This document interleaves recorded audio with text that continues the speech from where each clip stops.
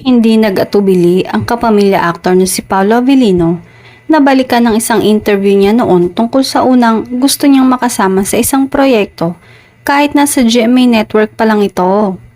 Maging sa kanyang Instagram story, ang tweet niya noon ay binalikan ng isang tagahanga.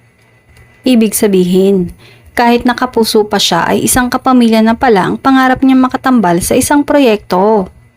At years after, nagkaroon ng katuparan ang tweet na ito ni Paolo dahil naging leading lady niya sa serye na linlang pala ang dream co-star at leading lady niya noon pa man.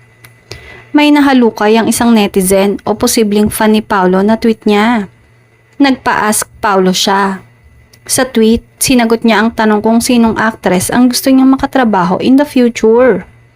Sinagot ito ni Paolo na si Kim Chiu. Kaya there's power in words dahil nag-manifest talaga kahit na mahigit ilang taon bago nagkaroon ng katuparan.